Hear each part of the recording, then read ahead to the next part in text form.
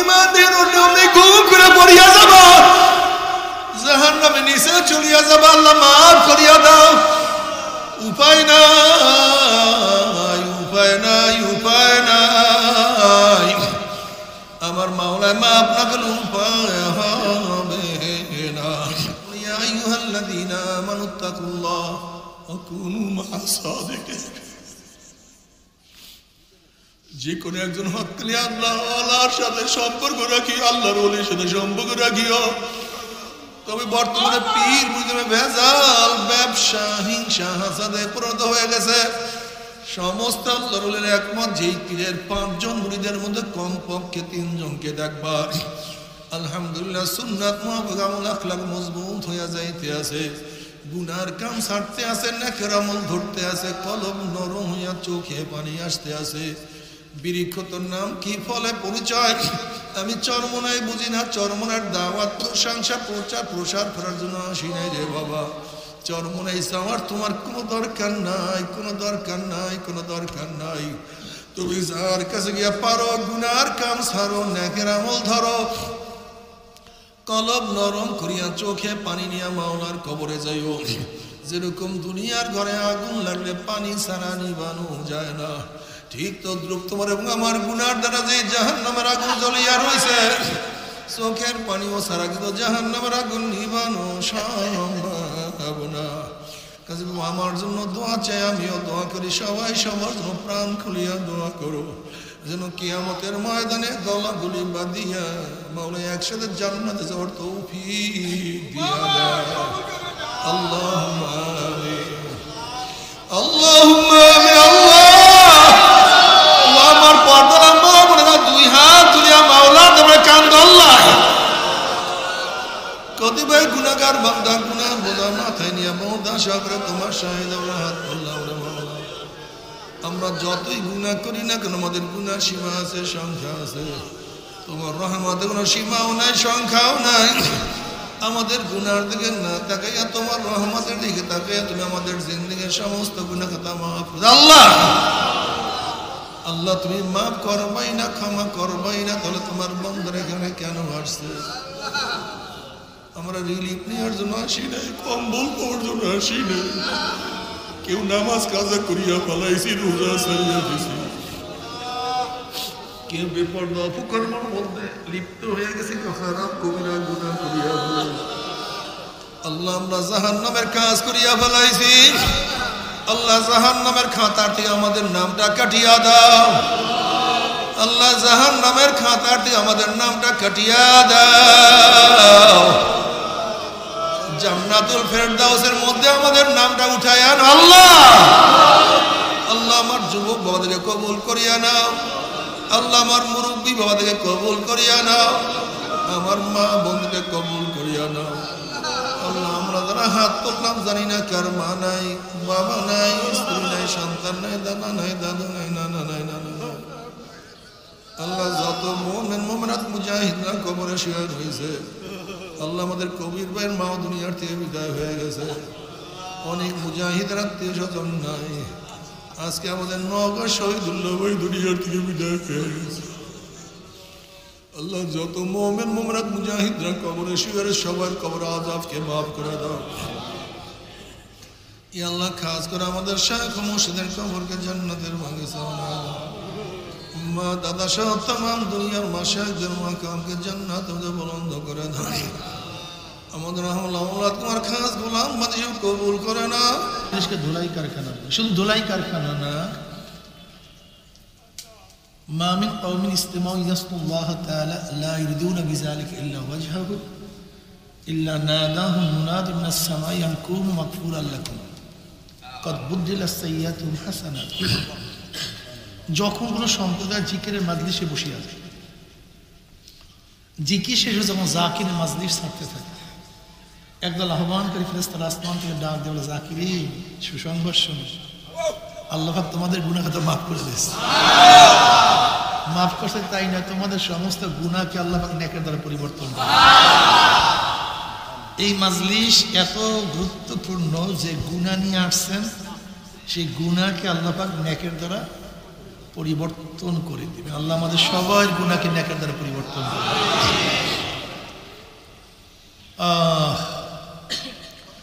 এই যে একবার সুবহানাল্লাহ পড়ছেন, পড়ার সাথে সাথে আমলনামায় 1000 নেকি লেখা হবে, 1000 গুনাহ ঝরে গেছে। এই মিয়া শুধু জামা কাপড়ের মধ্যে ময়লাই লাগাবেন না, মাঝে মাঝে ধৌত করবেন? তা আমাদের সাথে গুনাহই করি, ধৌত করি না কেন? কারণটা বুঝলাম। জ্ঞানী মানুষের কাজটা কি? ময়লা লাগতে পারে, ময়লা লাগাটা অস্বাভাবিক না, ময়লা লাগতে পারে, কিন্তু জ্ঞানী মানুষের কাজটা ময়লাকে পরিষ্কার করে। ময়লা পরিষ্কার করবেন কি? ইন্নাল হাসানাত ইউযহিবনাস সাইয়্যাত, নেকি গুনাহকে মিটায়। নেকি গুনাহকে, ইউযহিবনার অর্থটা কি? মুফাসসিরিন কিরাম বলেন নেকি গুনাহকে এইভাবে মিটায় দেয়, মনে হয় ব্যক্তি গুনাহ করেই না। ইউযহিবনাস সাইয়্যাত। তোমার আমার নবী আলাইহিস সালাতু ওয়াস সালাম চমৎকার হাদিস বয়ান করছেন, যদি কারোর বাড়ির সামনে প্রবাহিত একটা নহর থাকে, চলমান প্রবাহিত স্বচ্ছ পানি, ময়লা নাই, একেবারে ধবধবে পরিষ্কার বিশুদ্ধ পানি একটা নহর থাকে, আর কোনো ব্যক্তি যদি সেই নহরের মধ্যে 5 বার গোসল করে, নবী আলাইহিস সালাতু ওয়াস সালাম ফরমান তার কি শরীরে কোনো ময়লা থাকতে পারে? না, ইয়া নবী, 5 বার গোসল করবে এবং পরিষ্কার পানির মধ্যে নহর, সে পানির মধ্যে গোসল করার পরে ময়লা থাকবে কি ভাই? বলে 5 ওয়াক্ত নামাজই ভাই।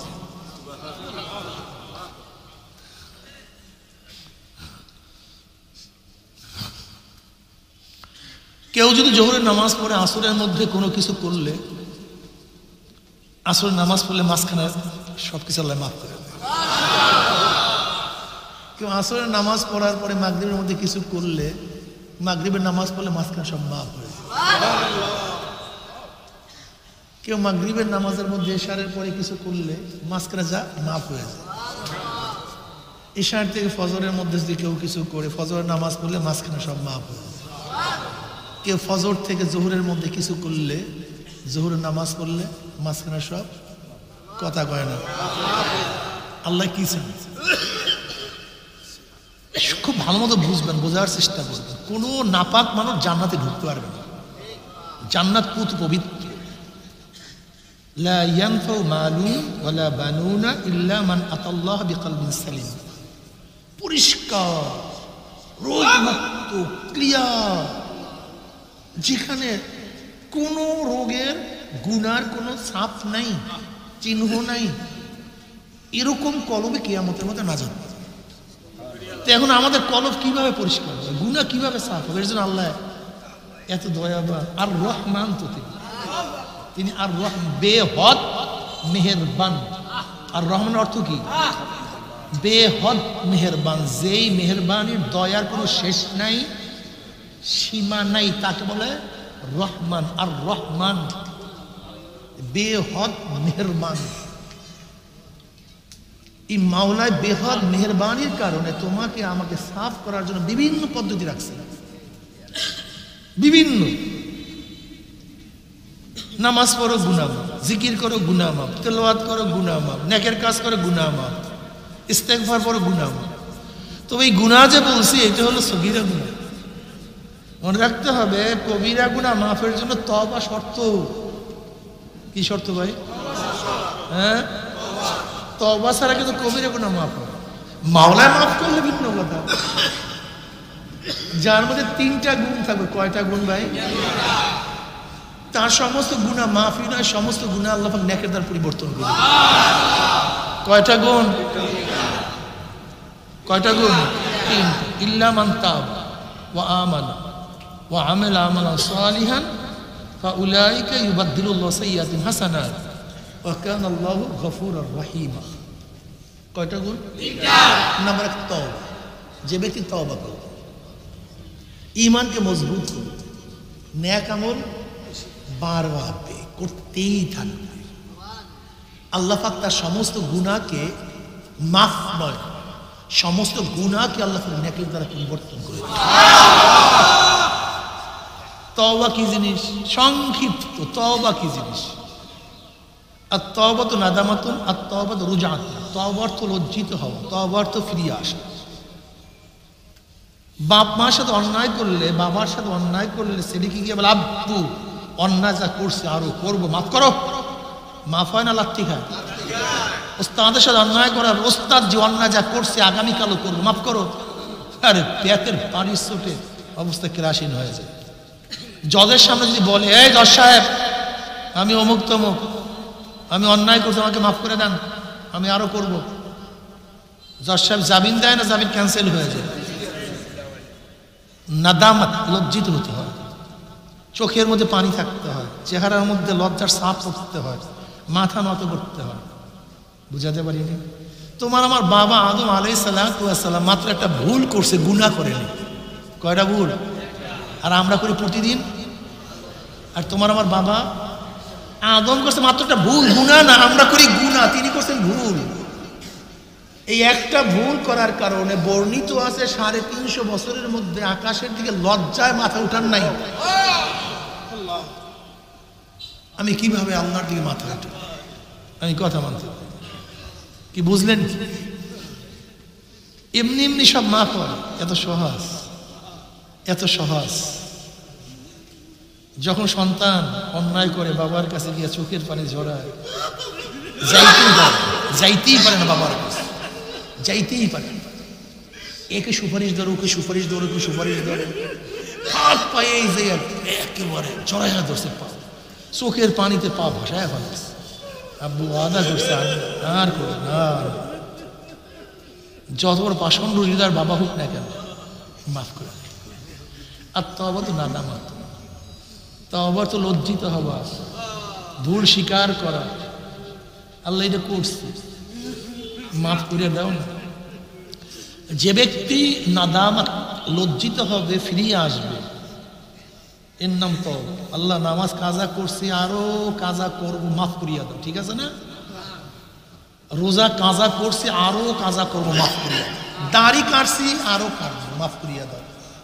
আপনি মাফ করবেন? আপনি বলেন তো ভাই, আপনি মাফ করবেন? যদি আপনার কাছে কেউ বলে ভাই অন্যায় করছে আরো করবো, মাফ করো, তোমার লাগে বেয়াদবি করছে আরো বেয়াদবি করে মাফ করো, আপনি করবেন? ওয়াসিরু কাওলাকুম আবিজহারু বিহি ইন্নাহু আলিমুন বিযাতিস সুদূর। অন্তর্যামী কে? আমি যে বলছি আল্লাহ মাফ করো, মাফ করো, আল্লাহ অন্তর দিকে তাকায় দেখেন না যে ও আগামীকালে কাজ করবে কি করবে না? আল্লাহ দাড়ি কাটছে আরো কাটবো, আমাকে মাফ করো, আল্লাহ ফাজলিমের জায়গা প্রশ্ন। আল্লাহ রোজা যা কাজা করছে আরো করবো, আমাকে মাফ করো। সুদ যা খাইছি একটু পরে আবারও খাবো, আমাকে মাফ করো। বিপর্দা যা ছিলাম আরো বিপর্দা হবো, মাফ করো। আল্লাহ বেবিচার যা করতাম আরো করবো, মাফ করো। কি মাফ করবেন আল্লাহ? তুমি কেন বুঝো না বাবা? তুমি বুঝতেছো না কেন? আল্লাহ তো তোমার আমার কলবের দিকে তাকায় আছে, সবসময় দেখেন বন্দার হালাত কি, নিয়ত কি। ইন্নাল্লাহা লা ইয়ানজুরু ইলা সুওয়ারিকুম ওয়া আমওয়ালিকুম ওয়ালাকিন ইয়ানজুরু ইলা নিয়্যাতিকুম ওয়া কুলুবিকুম। সবসময় আল্লাহ পাক নিয়তের দেখায় আছে, কলবের দিকে তাকায় আছে সব সময়, নাকি ভাই? এখন তুমি আমি যদি আল্লাহর কাছে বলি আল্লাহ যা করতাম আবারও করবো, মাফ করো, যা করতাম আবারও করবো, মাফ করো, মাফ হবে না, এই মাফ হবে না। কিন্তু যখনই বলছো আল্লাহ যা করছে আর করবো না, ওয়াদা করলাম, ওয়াদা কি হবে জানো? যত বৃষ্টি পড়ছে এই পর্যন্ত দুনিয়া সৃষ্টি হওয়ার পর থেকে এই পর্যন্ত যত বৃষ্টির ফোঁটা পড়ছে, কিয়ামত পর্যন্ত যত বৃষ্টির ফোঁটা পড়বে এর হিসাব কেউ করতে পারবে? দুনিয়ার মধ্যে যত গাছের পাতা আছে, দুনিয়ার মধ্যে যত পশম আছে, দুনিয়ার মধ্যে যত বালু কণিকা আছে, যদি এই সমপরিমাণে গুনাহ করো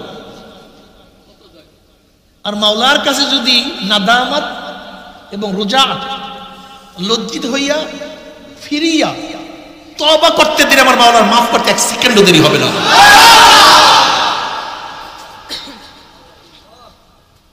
দয়ার সাগর, মেহেরবানির সাগর, সাবাকাত রহমাতি আলা গাযাব।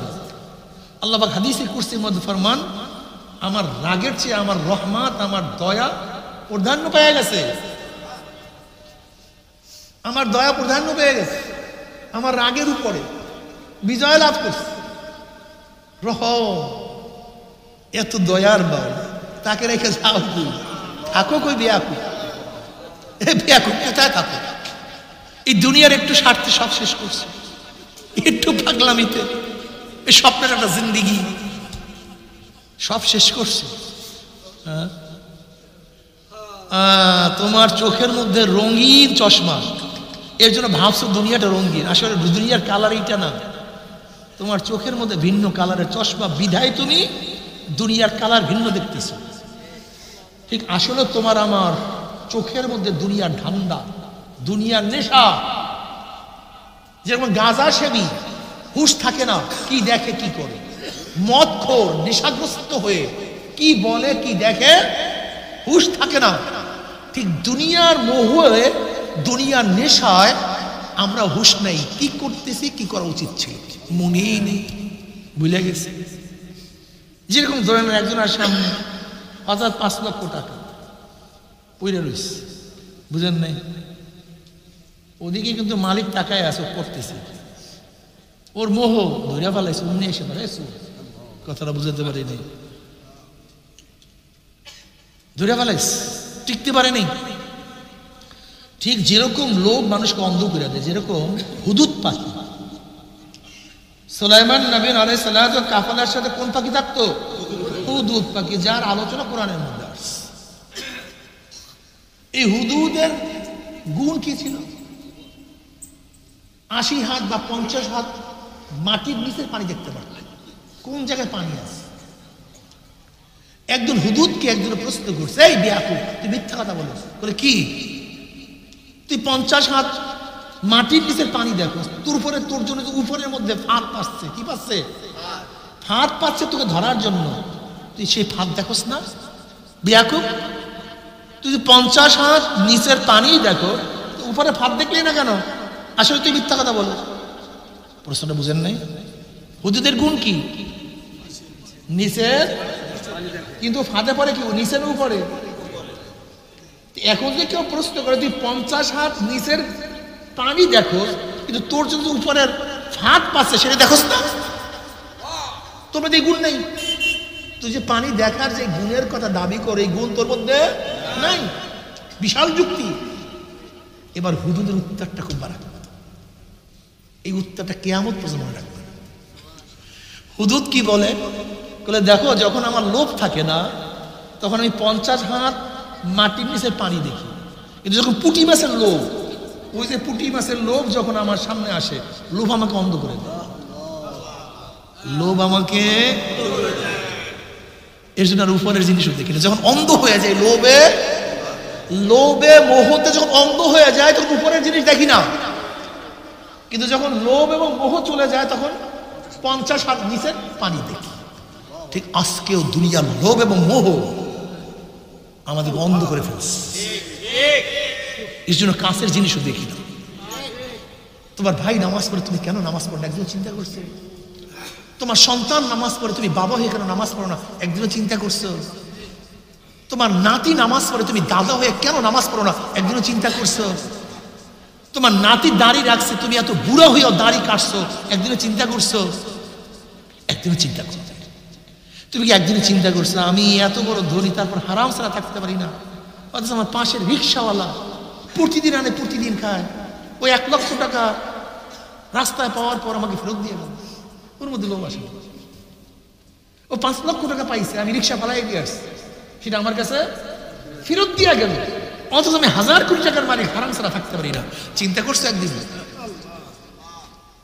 চিন্তা করো, সমস্যা এই বোকা, দুনিয়ার মোহ তোমাকে আমাকে অন্ধ করে ফেলছে, কাছের জিনিসও দেখি না। তুমি কি একদিনও চিন্তা করে দেখছো দুনিয়া তো কিছু না, একটা স্বপ্নের জিন্দগি, কবে জন্ম হইলাম, কবে দাঁত উঠলো, কবে দাঁত পড়লো, কবে দাঁত উঠলো, আবার কবে কোন তারিখের থেকে চেহারার মধ্যে দাড়ি উঠলো, আবার এই কাঁচা দাড়ির মধ্যে কোন রং তুলি, কখন, কবের থেকে, কোন সময়ের থেকে সাদা রং লাগানো শুরু করলো, কে চোখের পাওয়ার হরণ করতেছে, কে হাতের শক্তি রহিত করতেছে, কে পায়ের শক্তিকে দুর্বল করতেছে, কে যেন আস্তে আস্তে ধাক্কাইতে ধাক্কাইতে কবরের দিকে নিয়ে যাবে। আল্লাহ কি কয় দেখছেন? আফালা তাতাফাক্কারুন, আফালা তাতাফাক্কারু, তোর কি চিন্তা করছ না? তোদের কি চিন্তা নেই? আফালা তাকিলুন, তোদের কি আকল নাই, জ্ঞান নাই? আফালা তুবসিরুন, তোর কি দেখোস না? তোর কি দেখোস না? একটু দেখোস না? বাবা, দুনিয়া থাকার জায়গা না। ইল্লা মান তাবা, যে ব্যক্তি তওবা করবে, আমান, যে ঈমান আনবে, ঈমানকে মজবুত করবে। ঈমান শব্দ যদি আমান থেকে হয়, ঈমান শব্দ যদি, আমান শব্দ অর্থ নিরাপদ। মাস্তার ইসমে ফাইল ইসমে মফউলের অর্থ দেয়।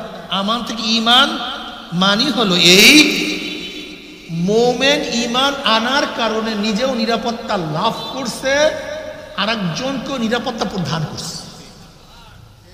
মুমিন ঈমান আনার কারণে কবরের আযাব থেকে নিরাপদ, কিয়ামতের আযাব থেকে নিরাপদ, মিজানে সেই কঠিন অবস্থা থেকে নিরাপদ। মুমিন ঈমান আনার কারণে পুলসিরাত পাড়ি দেওয়ার দিক থেকে নিরাপদ। ঈমান আনার কারণে নিরাপদ হয়ে গেছে। শুধু আখিরাতেই না, দুনিয়াও সে নিরাপদ, হাজারো ঝামেলার থেকে সে মুক্ত। মুমিন মদ পান করার থেকে নিরাপদ, মুমিন গাঁজা সেবন করার থেকে নিরাপদ, মুমিন সুদ খাবার থেকে নিরাপদ, মুমিন জুলুম করার থেকে নিরাপদ, মুমিন খুন করার থেকে নিরাপদ। কথাটা বুঝাতে পারি? মুমিন ঈমান আনার কারণে দুনিয়া নিরাপদ হয়ে গেছে, আখিরাতেও নিরাপদ। আর মুমিন ঈমান আনার কারণে আরেকজন নিরাপত্তা প্রদান করছে। মুমিন ঈমান আনার কারণে সমস্ত মেয়েদের ইজ্জত তার কাছে নিরাপদ। সমস্ত মানুষের ইজ্জত, সমস্ত মেয়েদের ইজ্জত। ইফতিজিং করে না, কোন মুমিন ইফতিজিং করে না, সমস্ত মেয়েরা নিরাপদ হয়ে গেছে। ইজ্জত আবরু তাদের কাছে সংরক্ষিত হয়ে গেছে মুমিনের কাছে। মরু প্রান্তের মধ্যে এক যুবতী মেয়ে হাঁটতেছিল, সুন্দরী সুচির এক মেয়ে। হঠাৎ আওয়াজ পেয়েছে, পিছন থেকে কে যেন আসতেছে। দেখ এক পুরুষ, সেই তাগড়া জোয়ান এক পুরুষ, কি অবস্থা, কেউ নাই তাকে রক্ষা করার। বলেন তো অবস্থাটা কি? মেয়ে ভয় পেয়েছে না? মারাত্মক ভয়। যুবক বুঝতে পারছে যে মেয়েটা ভয় পেয়েছে। অমনি যুবক আওয়াজ, এই মহিলা আমার বোন, কোনো টেনশন করিও না, আমি একজন মুসলমান, আমি একজন মুসলমান। মেয়ে শান্ত হয়ে গেছে, মুসলমান। হ্যাঁ, সে সালাম, সে মুমিন, সে নিরাপত্তা দিবে আমাকে, আমার ইজ্জতের নিরাপত্তা দিবে, আমার জানের নিরাপত্তা দিবে, আমার মালের নিরাপত্তাই মুমিন দিবে। এবার সেই যুবক বলছে, মেয়ে তুমি পিছনে আসো, আমি সামনে যাই। মেয়েদেরকে সামনে রাখবেন আর আপনি পিছন থেকে পথ দেখাবেন, ঠিক না? নিয়ম কি? কোন মেয়েকে যদি পথ দেখাতে হয় কি করবেন? আপনি সামনে থাকবেন, মেয়েকে পিছনে রাখবেন। কেন? মেয়েকে আল্লাহ পাক রব্বুল আলামিন সব কিছুরই সৌন্দর্য দান করছেন, সৌন্দর্যতা দান করছেন, তার পিছনের সাইডও সুন্দর, এর জন্য পিছনের দিক থেকে হাঁটা যাবে না। এই মেয়ে তুমি পিছনে আসো, আমি সামনে যাই। কোথায় যাবা? আমাকে বলো, আমি তোমাকে পৌঁছায় দিয়ে আসি। কি বলবেন? মুমিন ঈমান আনার কারণে সমস্ত মেয়েরা নিরাপদ হয়ে গেছে। মুমিন ঈমান আনার কারণে সমস্ত মানুষের মাল নিরাপদ হয়ে গেছে। সে চুরি করবে, জীবন গেল। চুরি টুরির মধ্যে মুমিন নেই। মুমিন ঈমান আনার কারণে সমস্ত মানুষের জীবন তার নিরাপদ হয়ে গেছে।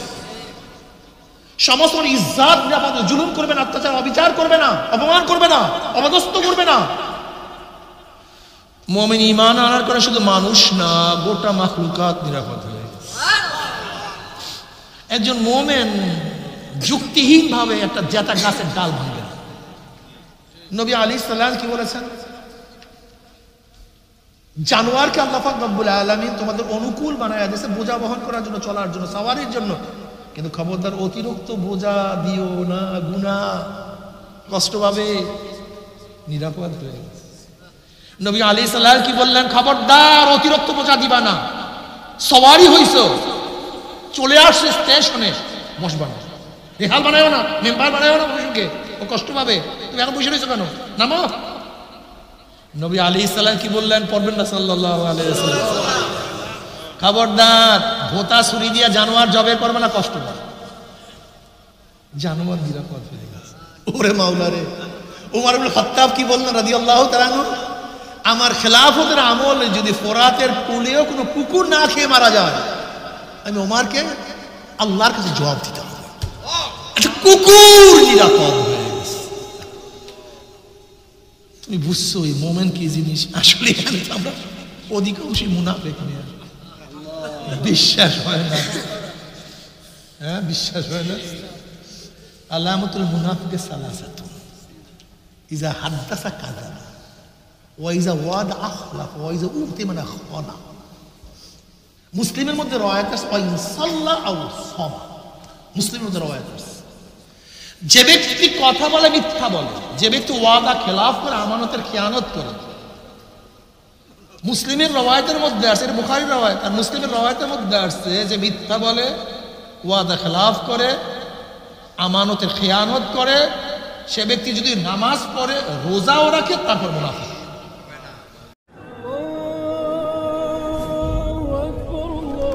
নিউ উজানি টিভি, সুস্থ সাংস্কৃতিক প্রত্যাশায় আপনাদের সেবায় নিয়োজিত।